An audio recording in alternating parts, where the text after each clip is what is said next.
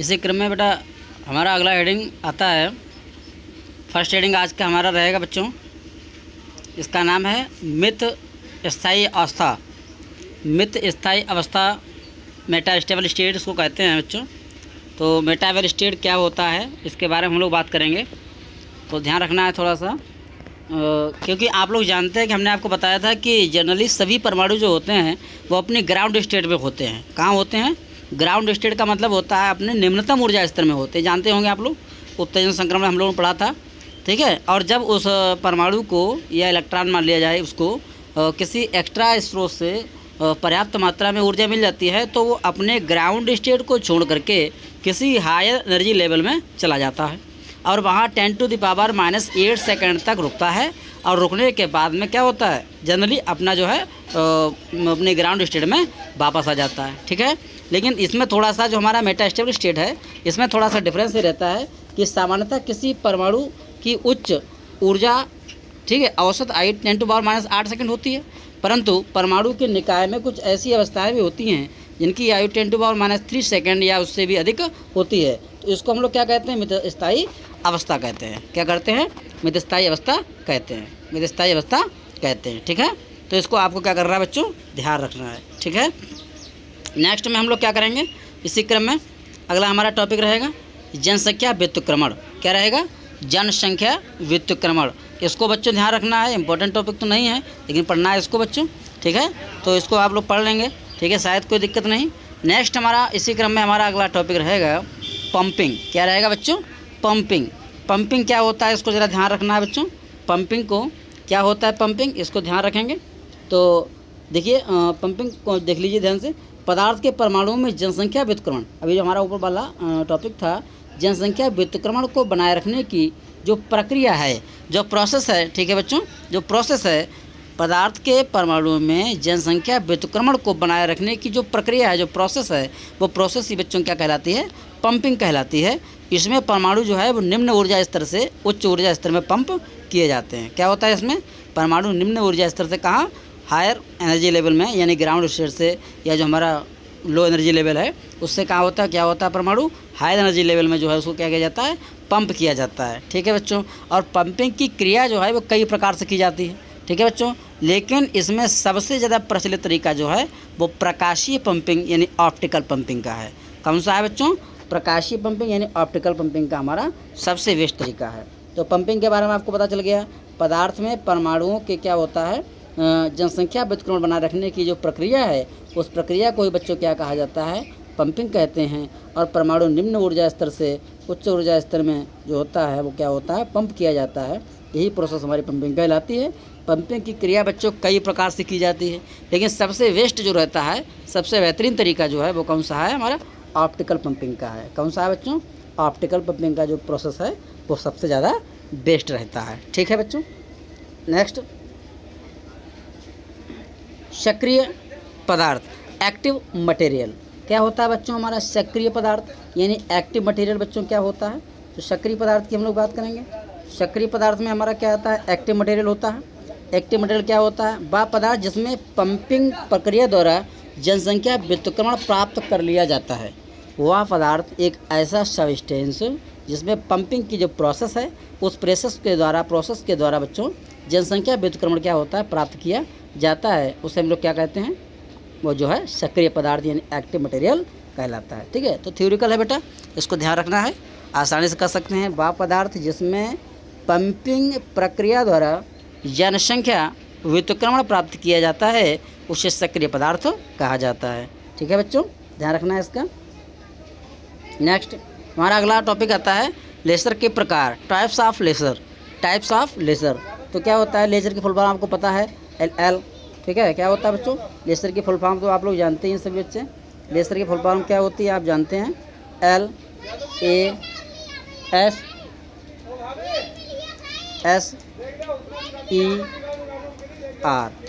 Laser, ठीक है। तो लेज़र क्या होता है? एल का मतलब बच्चों क्या होता है? एल का मतलब है एल का मतलब आपको पता है लाइट। क्या होता है? लाइट। क्या होता है बच्चों? लाइट। फिर अगला क्या आता है? एल के बाद ए, एम्पलीफिकेशन। क्या होता है बच्चों? एम्पलीफिकेशन। एम्पलीफिकेशन, पढ़ लेंगे आप लोग, कर पाए होंगे। एम्पलीफिकेशन, फिर क्या होता है लाइट एम्पलीफिकेशन, फिर एस स्टिमुलेटेड, क्या होता है बच्चों स्टिमुलेटेड, फिर क्या है एमिशन ऑफ रेडिएशन, क्या होता है E for emission of radiation, emission E मतलब ई फॉर एमिशन ऑफ क्या होता है बच्चों रेडिएशन, ठीक है बच्चों।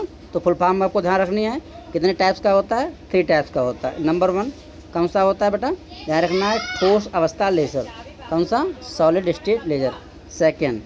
सेकंड कौन सा होता है गैस लेज़र, कौन सा होता है गैस लेज़र। और थर्ड कौन सा होता है अर्धचालक लेज़र, सेमीकंडक्टर लेज़र, ठीक है बच्चों ध्यान रखना है।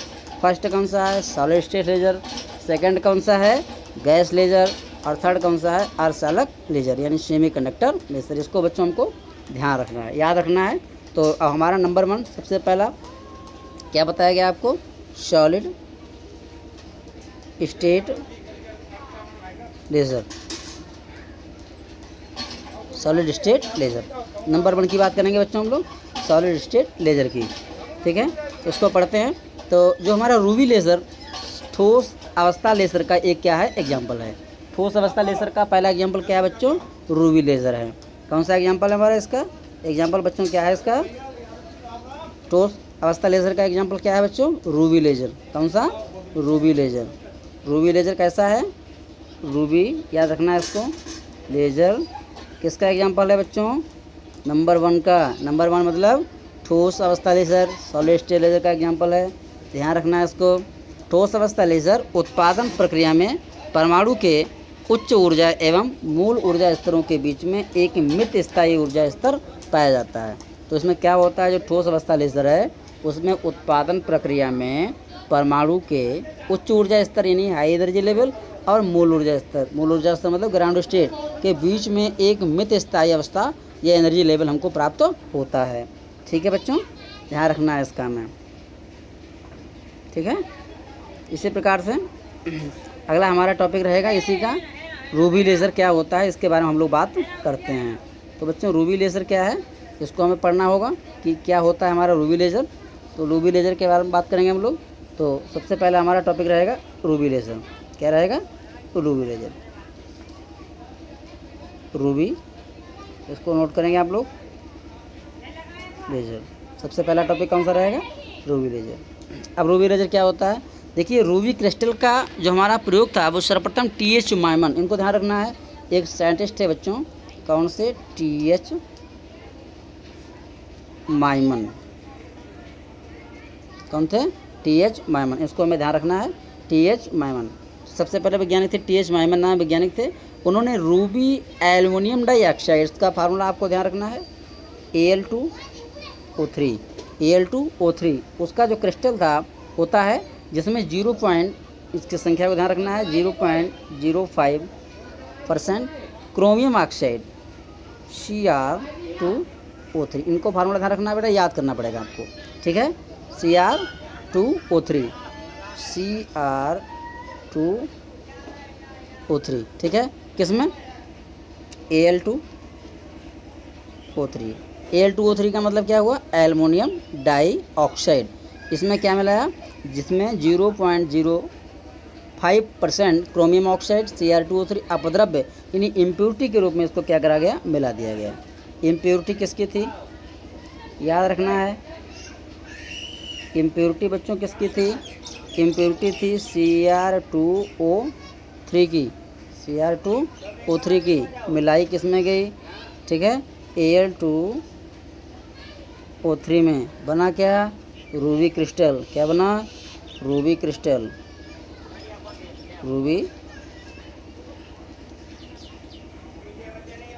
रूबी क्रिस्टल किसने बनाया TH माइमन, ध्यान रखेंगे TH माइमन ने, ठीक है बच्चों। अच्छा क्या होता है रूबी क्रिस्टल, कैसे क्या आगे देखेंगे। तो इस प्रकार रूबी के क्रिस्टल लैटिस, जो क्रिस्टल लैटिस में एल्युमिनियम के कुछ परमाणुओं का स्थान क्रोमियम के आयन, जो क्रोमियम होता है, क्रोमियम तो आप जानते होंगे Cr होता है क्रोमियम। तो क्रोमियम के आयन की बात करें तो आयन दो प्रकार के हो सकते हैं, नेगेटिव और पॉजिटिव। क्रोमियम के 3 प्रकार के, ट्रिपल पॉजिटिव आयन हम लोग क्या करते हैं, ले लेते हैं, जो हमें कौन सा देते हैं, गुलाबी रंग प्रदान करते हैं। जो रूबी लेजर क्रिस्टल हैं वो लेटिस क्रिस्टल में एल्युमिनियम के कुछ परमाणुओं का स्थान क्रोमियम के ion Cr triple plus ion के रूप में ले लेते हैं और गुलाबी कलर हमको प्राप्त करते हैं। प्रयुक्त रूबी क्षण जो होती है, इसको ध्यान रखना बेटा, थोड़ा थ्योरिकल है। रूबी क्षण एक 5 सेंटीमीटर लंबी 1 सेंटीमीटर गुलाबी रंग की क्षण होती है। ठीक है, लंबाई कितनी है इसकी, 5 सेंटीमीटर। 1 सेंटीमीटर व्यास का जो हमारा होता है गोलाई, वो कितनी है इसकी, 1 सेंटीमीटर। तो लंबाई जो बच्चों रहेगी वो कितनी रहेगी, 5 सेंटीमीटर। और व्यास क्या रहेगा इसका, 1 सेंटीमीटर। ध्यान रखना है। ठीक है, होती इसके सिरे प्रकाशता समतल ऑप्टिकल फ्लैट पूर्णतः समांतर और चांदी की कलई के होते हैं, यानी सिल्वर पॉलिश्ड होते हैं। कैसे होते हैं बच्चों, सिल्वर पॉलिश्ड होते हैं। इस क्षण का एक सिरा जो होता है बच्चों, इस क्षण का एक सिरा पूर्ण परावर्तक का मतलब क्या होगा बेटा, 100%। 100% का मतलब जितना इस पर लाइट रे इंसिडेंट करेंगे और पूरा का पूरा क्या हो जाएगा, वहाँ से बच्चों वापस हो जाएगा 100%। ठीक है, और दूसरा होता है वो आंशिक, पार्सली का मतलब हल्का सा, मान लिया 8%, कितना, लगभग 8%। ठीक है, होता है। और ये कांच की नली के अंदर रखी जाती है। किसके अंदर रखी जाती है, ग्लास की जो हमारा जो होता है बीकर टाइप का, उसके अंदर इसको हम लोग रख देते हैं, जिस पर एक कुंडलित दीप्त विसर्जन नलिका, फ्लैश डिस्चार्ज ट्यूब, कौन सी, फ्लैश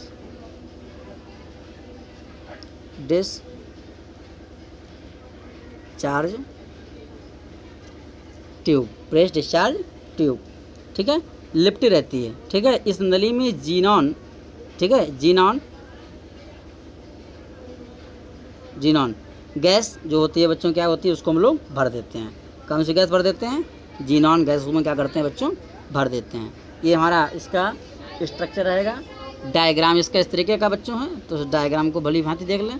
ठीक है, इस तरीके का डायग्राम हमारा है, इसको आप लोग बार बार जो है बनाएंगे। ठीक है, इस तरीके का एक डायग्राम हमारा है। ठीक है बच्चों, ये डायग्राम रहेगा हमारा। ठीक है बच्चों, इस डायग्राम को आप लोग देख लेंगे, सही ढंग से बनाएंगे आप लोग, बेहतर। ठीक है, ये हमारा आंशिक परावर्तक है, पार्शियली वाला आंशिक परावर्तक था बच्चों। और ये वाला हमारा जो पॉइंट रहेगा, ये पॉइंट, ये हमारा दीप्त विसर्जन नलिका है, दीप्त विसर्जन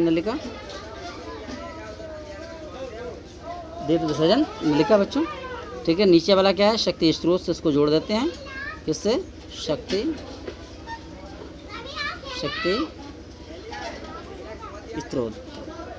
स्रोत से इसको जोड़ देते हैं बच्चों। और इसमें सामने जो हमको दिखाई दे रहा है वो हमारा लेजर पुंज है। क्या है, लेजर पुंज। क्या है बच्चों, लेजर पुंज। ये वाला सिरा जो हमारा पूर्ण परावर्तक रहेगा।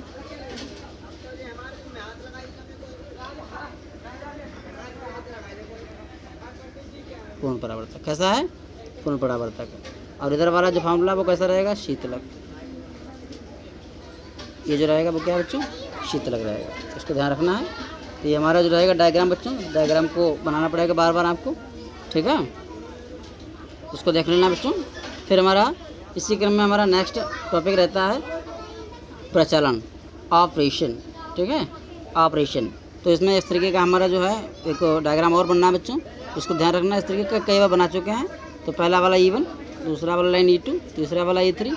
इसमें हम लोग इस तरीके से करते हैं। ठीक है बच्चों, इस तरीके का ये HNu इसमें होता है। ठीक है, HNu होता है इसमें। HNu हमारा जो है मुझे आप जानते होंगे, प्रोटॉन होता है। ठीक है, इस तरीके का। और ऊपर वाला जो हमारा E2 और E3 है वो हाई एनर्जी लेवल है, और जो E1 है बच्चों वो हमारा जो है ग्राउंड स्टेट है, और ये हमारा हाई एनर्जी लेवल है। ये कौन सा है, हाई एनर्जी लेवल, और ये कौन सा है, ग्राउंड स्टेट। कौन सा है बच्चों, ग्राउंड स्टेट। इसको ध्यान रखना है।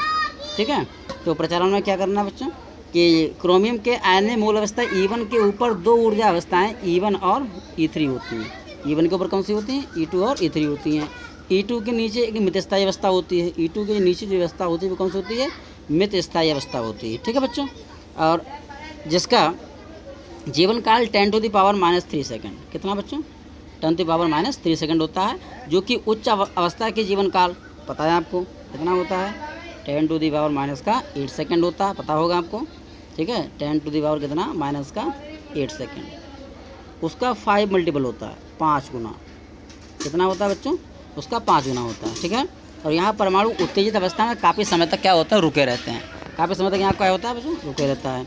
और जब प्रकाश की एक फ्लैश रूवी क्षण पर गिरती है तो पीले और हरे, ठीक है, पीले हरे को जो प्रकाश होता है क्रोमियम के आयन को अवशोषित वो क्या कर लेते हैं? उसका अवशोषित कर लेते हैं। जब प्रकाश की फ्लैश रूवी क्षण पर गिरती है तो हरे और पीले प्रकाश को क्रोमियम के आयन, जो हमारा क्रोमियम था, क्रोमियम मतलब बच्चों आप जानते हैं क्रोमियम क्या था, आपको बताया जा चुका था। क्रोमियम मतलब Cr++ था। ठीक है, तो क्रोमियम के आयन जो थे बच्चों वो क्या करते हैं? उसको अवशोषित कर लेते हैं और उत्तेजित होकर ऊर्जा अवस्था E2 और E3 में आ जाते हैं। कहाँ पहुँच जाते हैं? E2 में पहुँच जाते हैं। और कहाँ पहुँच जाते हैं? E3 में पहुँच जाते हैं। ठीक है, संक्रमण 1 2 में कह सकते हैं 1, और ये वाला हमारा 1, ये वाला हमारा 2, 1 2 में पहुँच जाते हैं। ठीक है, और आयन को कुछ ऊर्जा देकर मितस्थायी अवस्था में उतर आते हैं और कुछ ऊर्जा बांध देकर के वापस वो आ जाते हैं। कहाँ आ जाते हैं? वो मितस्थायी अवस्था में वापस आ जाते हैं। ठीक है, उसको हमने मान लिया कि संक्रमण 3, और संक्रमण कौन सा मान लिया? 4 मान लिया बच्चों।